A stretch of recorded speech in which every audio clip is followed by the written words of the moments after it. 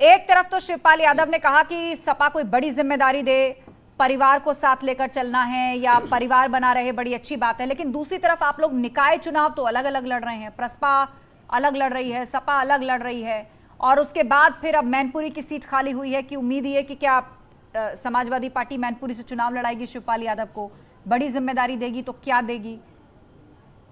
तो ये किस तरह का स्टैंड है? कभी हाँ कभी ना। कोई परिवर्तन नहीं। शिवपाल सिंह जी ने जब नेताजी के निर्देश पे प्रगतिशील समाजवादी पार्टी बनाई थी तब जो बयान दिया था, आज भी आप देखिए कमोवेश वही बयान है, कोई परिवर्तन नहीं। शिवपाल सिंह जी वो राजनेता हैं जो मौसमों के साथ नहीं बदलते, मौसम सियासी बदल देते हैं। सही कहा भाई दिनेश ने कि अगर शिवपाल सिंह जी के जनाधार का सही उपयोग होता तो आज परिणाम कुछ और होता। हो सकता हो कि आज सरकार में समाजवादी होते, असली समाजवादी होते। और देखिए, आप ध्यान से देखिए, मैनपुरी का पिछले लोकसभा का चुनाव का परिणाम आप देखिए, जो बढ़त मिली थी भाजपा पर वो वही मिली थी जो जसवंत नगर से शिवपाल सिंह जी ने दिलाया था। अब जहां तक वोटों की बात है तो आप समाजवादी क्षेत्र मैनपुरी रहा है।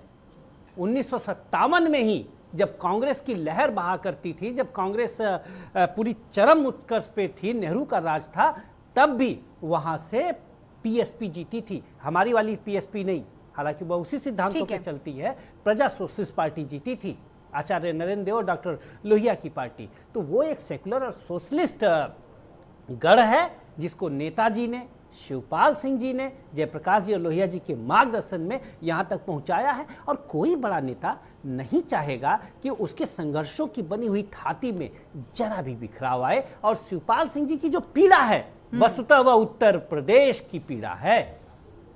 ठीक है, लेकिन अपमान वाली बात आप पिछले कई महीनों से बार बार कहते नजर आ रहे थे, और तब भी सब यही पूछ रहे थे कि उस वक्त आपने इन सब बातों पर विचार क्यों नहीं किया कि सबने एक लंबी उम्र, एक लंबा वक्त और संघर्ष इस पार्टी को दिया, मिलजुल कर यहां पर लाए, और उसके बाद अब राहें पृथक हो रही हैं। आपने भी अपमान की बातें कही। और दीपक विज जी हमारे साथ हैं, सपा नेता। दीपक जी, एक चिट्ठी, एक हार्ड लैंग्वेज में लिखा हुआ लेटर रिलीज किया गया था जिसमें साफ लिखा था कि उनको जहां खुशी मिलती है वो जा सकते हैं। शिवपाल यादव के लिए, वो जिसके साथ जाना चाहते हैं, जहां उनको खुशी मिलती है वो जा सकते हैं। मतलब कुल मिला के उन्होंने अपनी तरफ से आगे आकर स्थिति को स्पष्ट कर दिया था और नमस्ते कर लिया था। पर अब एक बार फिर से नेताजी के बाद क्या परिवार का मिलना जुलना, बैठना, एक इमोशन, एक भावना, कुछ ऐसा माहौल बना है जिसके बाद अब एक बार फिर से चर्चा शुरू हुई है कि भाई चाचा भतीजे करीब आएंगे, या वाकई आप चुनाव और रणनीतिक तौर पर शिवपाल यादव को अपने साथ लेकर चलना चाहते हैं? देखिए, मैंने पहले भी कहा था कि माननीय राष्ट्रीय अध्यक्ष जी ने, अखिलेश जी ने, ये कभी भी उनको मना नहीं किया। जब भी देखिए उन्होंने कहा कि भाई, उन्होंने समर्थन देने की बात करी, समर्थन स्वीकार किया। और मेरा मानना है कि अब नेताजी स्वर्गवासी हो गए हैं, अगर वो अपनी पार्टी का मर्जर करना चाहेंगे तो मेरा मानना है ये, तो अगर वो मर्जर करना चाहेंगे, मेरा मानना है अखिलेश जी उसको भी स्वीकार करेंगे और होता कोई ना कोई उनको बड़ी जिम्मेदारी दिए। और नहीं, लेकिन मर्जर होगा तो किन शर्तों पर होगा? पहले अपमान के आरोप लगे हैं, और एक बार नहीं, बार बार अपमान के आरोप लगे हैं। उनकी वरिष्ठता को नजरअंदाज किया गया, उनके कद और अनुभव के हिसाब से उनकी जिम्मेदारी नहीं दी गई, उनके हाथ में कोई पावर नहीं थी, उन्होंने जितने कैंडिडेट्स के लिए टिकट मांगा नहीं दिया गया। तो आखिर उसकी शर्तें क्या होंगी? ये भी तो बड़ी बात है। मर्जर कह देने से कि भाई दोनों का मर्जर हो जाएगा, मिलेंगे बैठेंगे, ये संभव नहीं है। आस्था जी, देखिए ये विषय हाँ टीवी स्टूडियो में मैं या दीपक मिश्रा जी तय नहीं कर सकते। ये तो जो तय होगा वो तो अखिलेश जी के बीच में और आदरणीय शिवपाल जी के बीच में तय होगा। तो वो जो दोनों तय करेंगे उसको सब पार्टी मानेगी, उसको प्रसपा वाले भी मानेंगे, उसको मेरा मानना है समाजवादी पार्टी वाले मानेंगे। एक बात मैं और कहना चाहूंगा कि बीच में हीरो वाजपेयी जी ने ये कहा था कि भाई ये लड़ाई पार्टी के कब्जे की है। देखिए, ये लड़ाई पार्टी के कोई कब्जे की नहीं है। पार्टी के सब मान्य हमारे जो प्रसपा के सर्वमान्य नेता है वो अखिलेश जी हैं। और मैं आपको एक और बात बता दूं, इनके बीच में तो लड़ाई कल्याण सिंह जी, राम प्रकाश गुप्ता जी, लालजी टंडन जी, राजनाथ सिंह जी के बीच में हुई। कल्याण सिंह जी को 2-2, 3-3 बार बाहर जाना पड़ा। फिर अडवाणी जी और उसमें लड़ाई हुई नरेंद्र मोदी जी में। अभी नरेंद्र मोदी जी, अमित शाह और राजनाथ सिंह और गडकरी में लड़ाई चल रही है पार्टी पे कब्जे के लिए। इनके यहाँ तो निरंतर लड़ाई चल रही है पिछले 20-22-23 साल से। और आप देखिए लगातार लड़ाई चल रही है पार्टी में कब्जे के लिए। तो ये पहले अपनी पार्टी में ध्यान दें, दूसरी पार्टियों पर बेमतलब व्यंग या कोई कटाक्ष ना करें। ठीक है, हीरो वाजपेयी जी, इस बात का जवाब दीजिए आप कि क्या आपकी पार्टी के अंदर भी इतना संघर्ष चल रहा है, लेकिन आप बार बार विपक्ष के संघर्ष को जनता के सामने उजागर करते रहते हैं? नहीं, देखिए ऐसा है कि हमारी पार्टी किसी परिवार की पार्टी नहीं, वो एक विचार की पार्टी है। और यहाँ अगला अध्यक्ष कौन होगा वो दाखिल खारिज से अध्यक्ष नहीं होता। मुझे लगता है सपा नेता को इस बात को ध्यान देना चाहिए। आपके यहाँ चुनाव कब हुआ है? सत्ता जो अखिलेश ने गंवा दी अपने चाचा को दूर करके, तो देखिए मैं आपके बीच में नहीं बोला ना, कम से कम हल्ला बोल एक लाइन में बोल रहा हूँ, मैं आपको रोक नहीं रहा हूँ, मैं एक लाइन में बोल रहा हूँ कि आपके यहाँ चुनाव कब हुआ था? अरे भाई बीच में बोलना बंद करिए ना। ठीक है, बात पूरी कीजिए हीरो वाजपेयी जी। ना मुझे सुनिए ना, फिर उसके बाद बोलिएगा जब आपको समय मिले। ये देखिए विचार की पार्टी है, यहां तय नहीं कि अगला अध्यक्ष कहां से आएगा, किस परिवार से आएगा, और बाकी जो पार्टी आप जिसका प्रतिनिधित्व करने आए दाखिल खारिज होता है, वहां आप जैसा व्यक्ति कभी किसी पर बड़े पद पर नहीं जाएगा, वो अध्यक्ष नहीं बन सकता। जब उनके सगे चाचा अध्यक्ष नहीं बन पाए तो विरासत पिता के नाम से पुत्र के नाम चढ़ती है।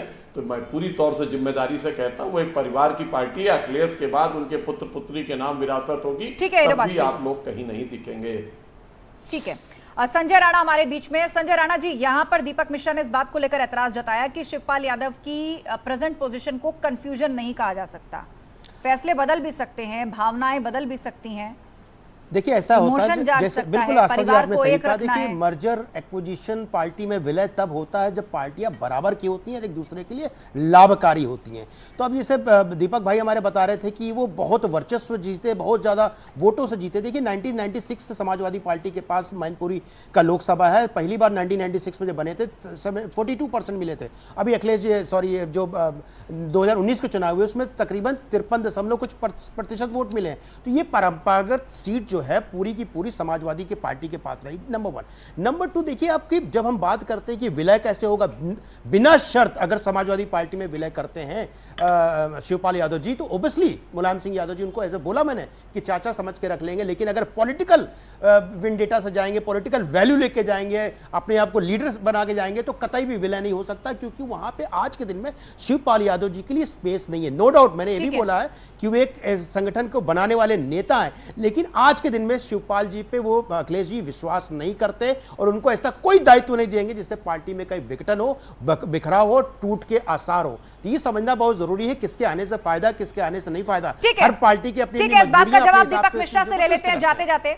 दीपक मिश्रा जी, डिबेट अंतिम पड़ाव में है और आखिरी सवाल आपसे वही जो पहला सवाल था, राजनीति भरोसे का भी खेल है, खास तौर पर तब जब आप लोग एक कटु और कड़वे माहौल में अलग हुए, उसके बाद अब एक होने की बात कर रहे हैं, उसके बाद आप बार बार स्टैंड और बयान बदलते हैं, तो आप पर कोई भरोसा कैसे करे, क्यों करे, और वो भी बड़ी जिम्मेदारी के लिए?